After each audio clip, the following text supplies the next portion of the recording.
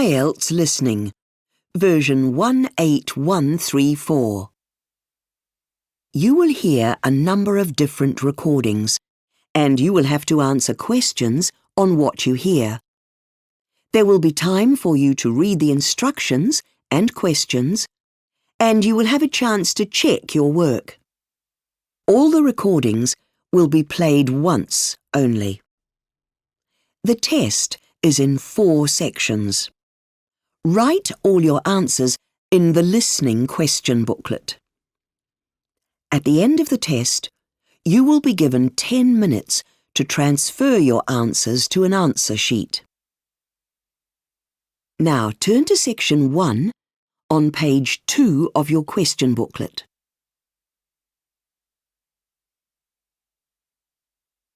Section 1.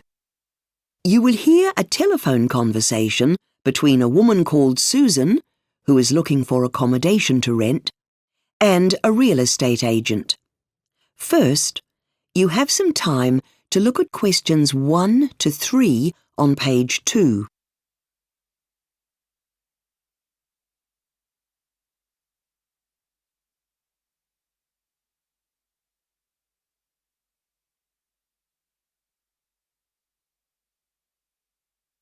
You will see that there is an example that has been done for you. On this occasion only, the conversation relating to this will be played first. Good morning, McMurray's Real Estate. Peter speaking. How may I help you? Hi, Peter. My name is Susan. I'm calling from Australia. I'll be moving to New Zealand soon, and I was hoping you could help me find somewhere to live in Auckland. Would be pleased to. I just need to get some information about what you want so we can find the perfect place. Sounds good. Let's start with some personal details. What's your last name? It's Smith. The woman's last name is Smith, so Smith has been written in the space. Now we shall begin. You should answer the questions as you listen, because you will not hear the recording a second time. Listen carefully and answer questions 1 to 3. Good morning, McMurray's Real Estate. Peter speaking. How may I help you? Hi, Peter. My name is Susan. I'm calling from Australia. I'll be moving to New Zealand soon, and I was hoping you could help me find somewhere to live in Auckland. Would be pleased to. I just need to get some information about what you want so we can find the perfect place. Sounds good. Let's start with some personal details. What's your last name? It's Smith. And your phone number? I only have a mobile. Is that okay? That's fine. Okay. It's 614381997. But if you want to contact me, usually the best way is by email. Okay. What's your email address then? It's susansmith@post.com. Thanks. Now, you said you're living in Australia. Right, in Brisbane. Okay. What's your address in Brisbane then? 234 Beckett's, that's Becketts, Road, Brisbane, 4054. Right. Will you be working in New Zealand? Yes, I have a job at Auckland Hospital. Oh, are you a nurse? Most people assume that or think I'm a doctor, but actually I'm a chemist. Oh, sorry. That's okay. When will you need the accommodation from? Well, I don't start work until the 25th of February, but I'd like to give myself some time to settle in. A couple of weeks would be nice. Let's say from the 10th of February. Our leases start from a Monday, and the Monday closest to that is the 8th of February. Would that suit? That's fine. Before you hear the rest of the conversation, you have some time to look at questions 4 to 10 on page 2.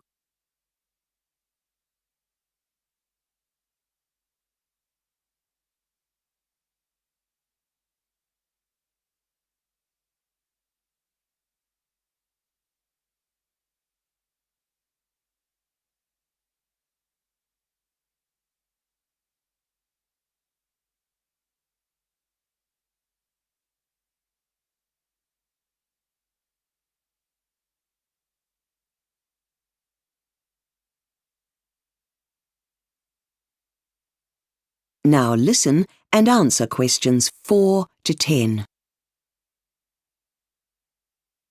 Okay, let's talk about what kind of place you'd like to rent. I like the outdoors, so my dream would be a house that has its own garden. Is there anything else you'd consider? An apartment, for example? I don't know. They usually don't have an outdoor area. But I guess, as an alternative, if you could find me one with a large balcony, I'd be happy. How many rooms do you want? Usually one-bedroom places are too small. 2 would be ideal. Now, what would you like to have in the place when you move in? I'm bringing most of what I need with me. I have beds and sofas and a television, all that sort of stuff, so none of that is necessary. Sounds like you want a partially furnished house with a washing machine. Actually, I'm bringing that too. All I really need in the place is a fridge. I don't have one, so we'll definitely need one. Okay. Can you find something like that for around $350 a week? Well, I'll certainly try. I'll start looking for places that cost around $300 and see if there's anything suitable. You definitely won't need to pay more than $400 for something like that. Oh, that's good. I couldn't pay more than that. All right, I'll see what I can find. You're working at the hospital. Do you want to live somewhere near there? Most people think it's strange, but I don't like living close to work. But I'm a mad keen surfer, so it's important for me to be close to the beach. Okay. Do you need to be near public transport? No, I usually drive to work because I work a lot of shift work. So wherever I live, we'll need to have parking close to the doors so I won't have to walk far at night. Anything else? I've heard that power bills can get quite expensive, especially in the winter. It'd be great if electricity was part of the rent. Okay, just one last question for our records. Where did you hear about us? You're calling... That is the end of section 1. You now have half a minute to check your answers.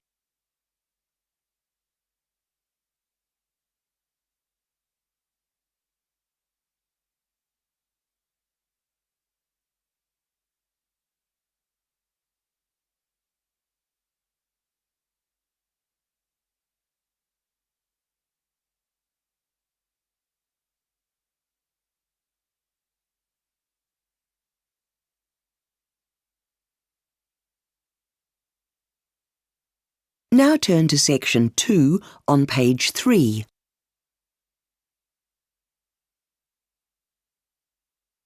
Section 2. You will hear an introductory talk to a group of parents about a special centre for young children. First, you have some time to look at questions 11 to 14 on page 3.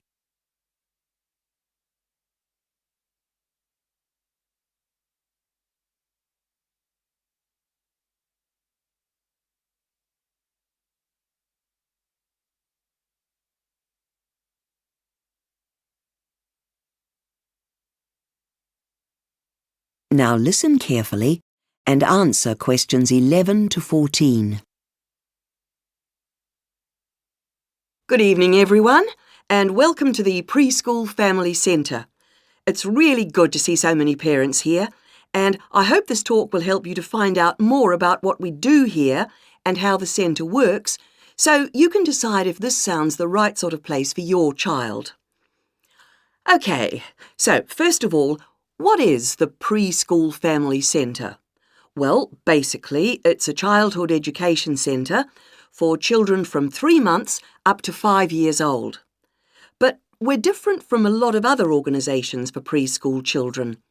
We believe that the first educators of a child are their parents, and so the Preschool Family Centre is organised as a cooperative by the parents, which means it is the parents themselves who are responsible for running the centre and also for running each session. So this means that we ask parents to attend the centre with their children on a regular basis. In order to make this work, we offer training for parents, teaching them the skills they need to work with children and run the sessions. The children do all sorts of different activities: art, music, singing and games, and these are all done in groups of mixed ages because we believe that by learning to play together, children learn how to make choices and how to respect people and things. Before you hear the rest of the talk, you have some time to look at questions 15 to 20 on page 3.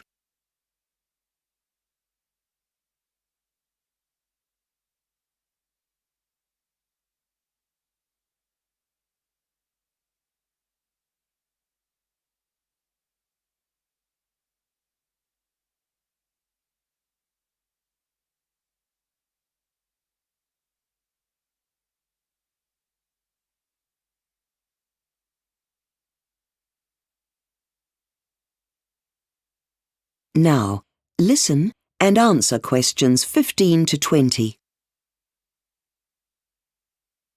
Now, some factual information. Sessions run each morning from 9:30 to 12:30, and we have an extra session on Thursday afternoons, which is solely for older children, where we do some activities to help prepare them for reading before they start school. We feel this is really important and can make a big difference when they get to school. And now, before you enrol your child in the centre, you need to make at least 5 visits with your child. This is so you are fully aware of how the centre works before you enrol. The centres are recognised as official preschools, and so each centre is entitled to funding from the government. The centre is a really wonderful experience, but does require some work. So I'd just like to talk about some of the commitments you will need to make if you decide to go ahead and enrol your child. A couple of points first. Once you and your child have settled into the centre and are familiar with how things work, you will be asked to choose a particular job, like secretary or gardener or librarian, or something to be responsible for. And we have a meeting which we use to plan the programme, and each parent is expected to attend this. Now, just before we move on to answer any questions you have, I'd just quickly like to mention some of the ways you and your child are able to get the most out of the centre. It's important that you attend regularly. This way, you'll get to know other parents well, and your child will develop confidence while he or she is here. Younger children might need to leave early. It's better to leave early than to go home with an overtired child. We do provide drinks for the children, but we ask you to make sure your child has a snack to eat during the morning. No crisps or chocolate, please. Right, I think I'll stop there and ask if anyone's got any questions. That is the end of section 2. You now have half a minute to check your answers.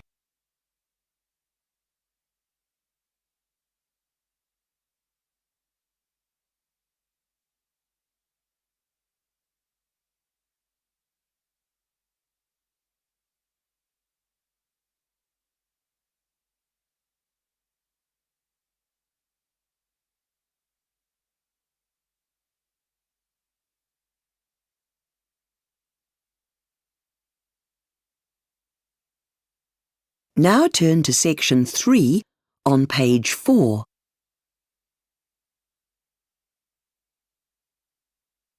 Section 3. You will hear 2 sports physiotherapy students called John and Kath preparing a joint presentation on foot injuries in sports players. First, you have some time to look at questions 21 to 26 on page 4.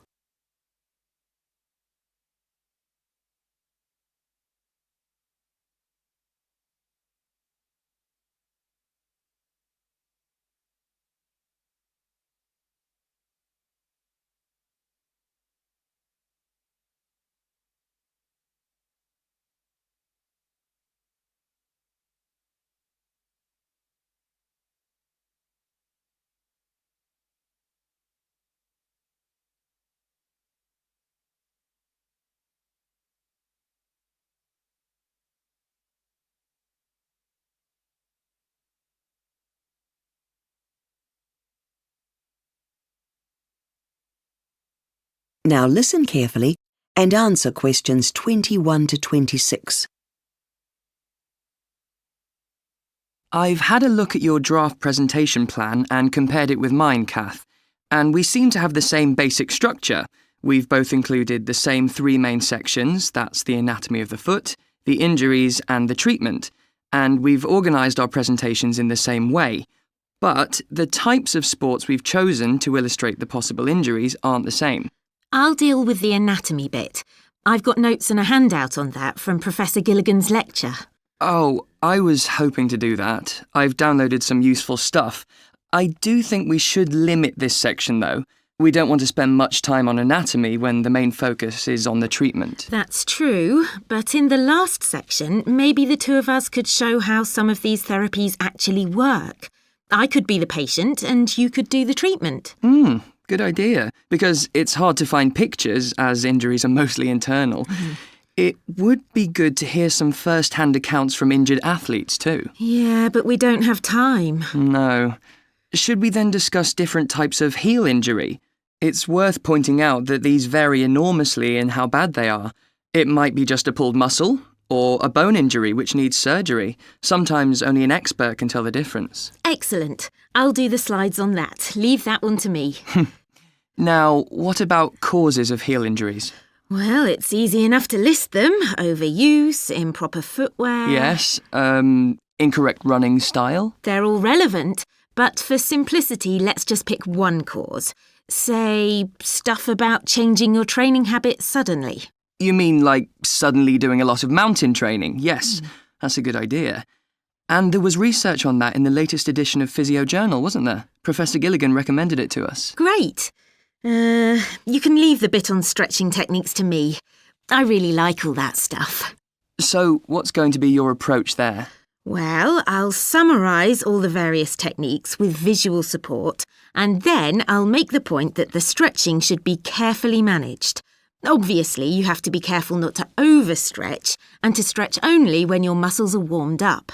Otherwise, you could do yourself more harm than good. It's also important that on a supervised programme, stretching is later on combined with balance exercises, which stretch and also strengthen the muscles. OK then. Before you hear the rest of the discussion, you have some time to look at questions 27 to 30 on page 5.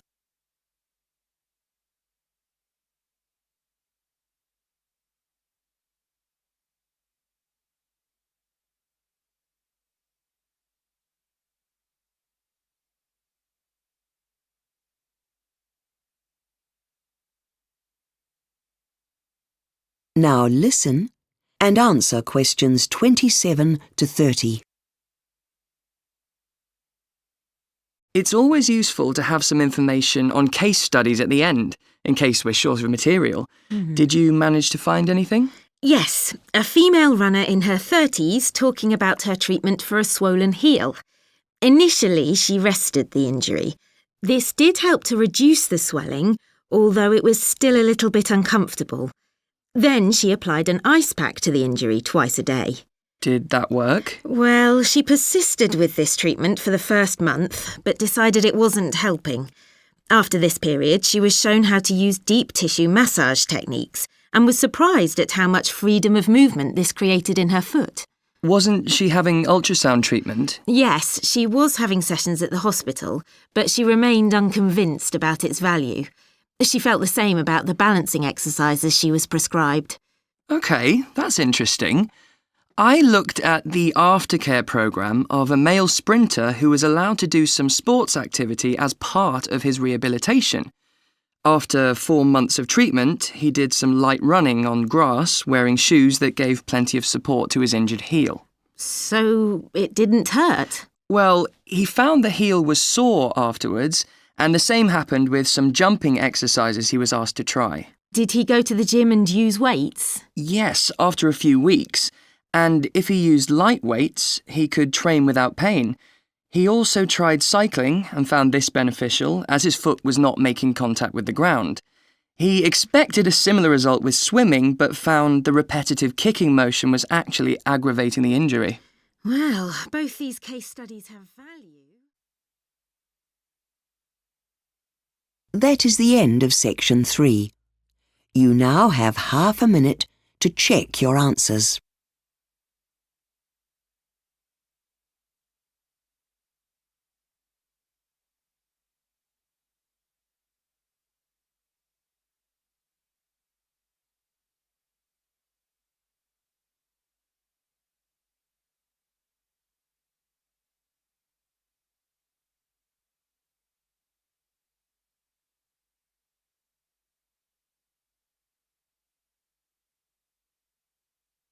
Now turn to section 4 on page 6.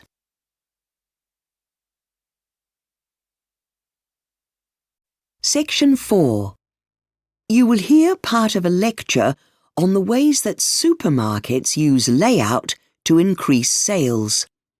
First, you have some time to look at questions 31 to 40 on pages 6 and 7.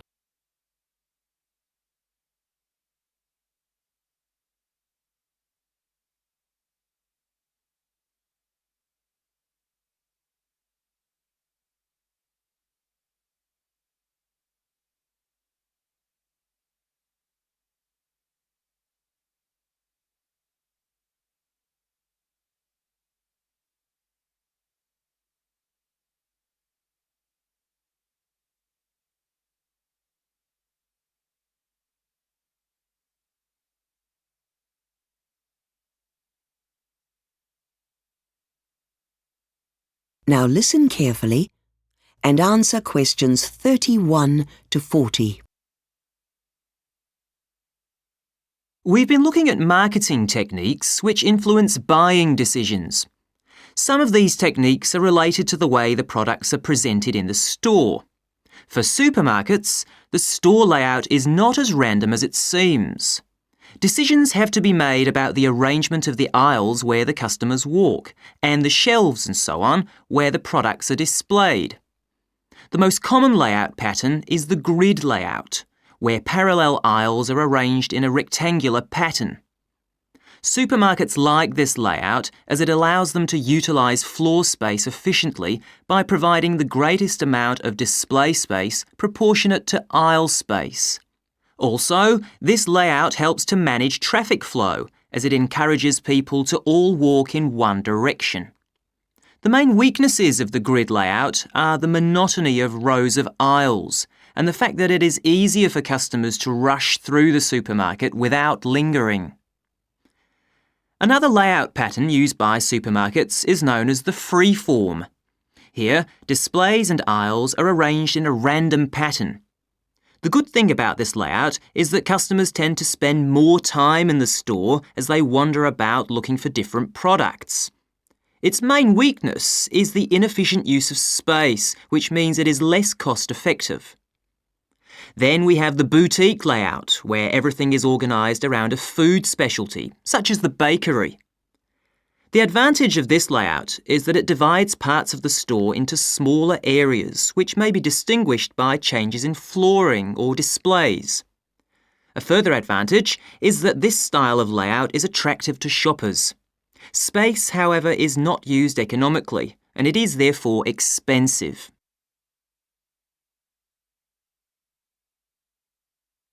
The choice of location of particular types of items in the store is also important. A supermarket's design aims to direct customers to the store's side and rear walls. Items typically displayed along the rear length of the store include meat and dairy products, since these appear on the grocery list of the majority of shoppers. This means shoppers must pass by a large number of other items to get to them. Items which consumers tend to spend more time considering before buying, such as cosmetics, are usually placed away from the busy areas so that people can look at them in comfort without feeling rushed. Products placed at the end of aisles are clearly visible, and therefore these locations provide a greater opportunity for shoppers to view the products. Consumers tend to assume that items on display at the end of an aisle are on sale, but this is often not the case. In fact, supermarket managers often place products which are not selling quickly enough in these positions. The placement of products on shelves is very carefully planned. Supermarket executives use computer-generated plans to help them place products on shelves in a way that ensures consumers spend more. The eye level of the average woman is 1 metre 60 centimetres off the floor, which is the height of the middle shelves, so the things which cost more are placed here, while cheaper products are placed on higher or lower shelves. Only items targeted at children break this rule. They are placed on the lowest shelves. Supermarkets also use a range of other marketing techniques to encourage consumers to spend more. It's no accident that in nearly every supermarket, the fruit and vegetable department is the first shoppers come to as they enter the store. These, together with flowers, produce a greater profit than any other department. After complaints from parents, many supermarkets no longer place popular products aimed at children on the shelves next to the checkout. Instead, you are most likely to find products aimed at impulse buyers, such as chocolate, magazines and other treats here. Many supermarkets have also expanded into non-food areas such as clothing, entertainment and stationery. These products often find... That is the end of section 4. You now have half a minute to check your answers.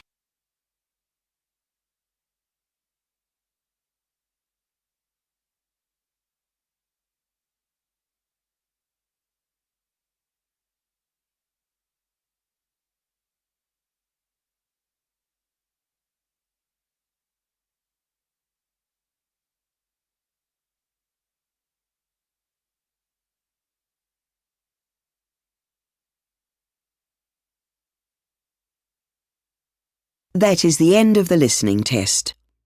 You now have 10 minutes to transfer your answers to the listening answer sheet.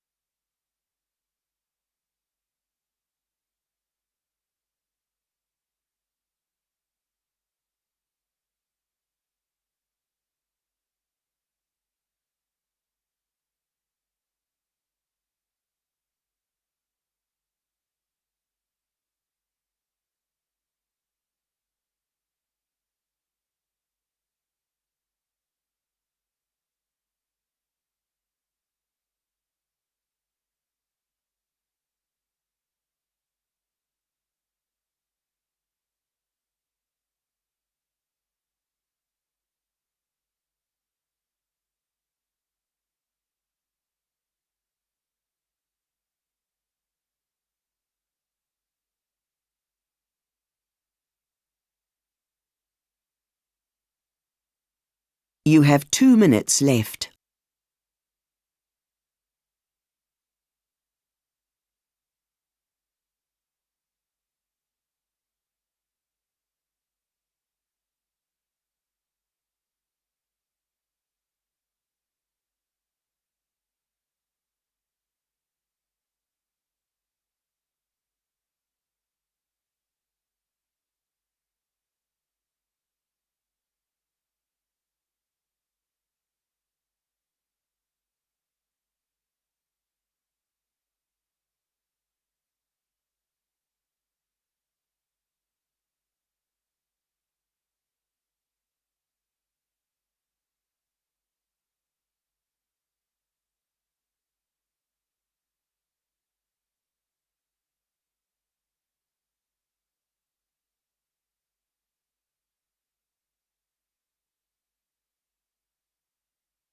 You have 1 minute left.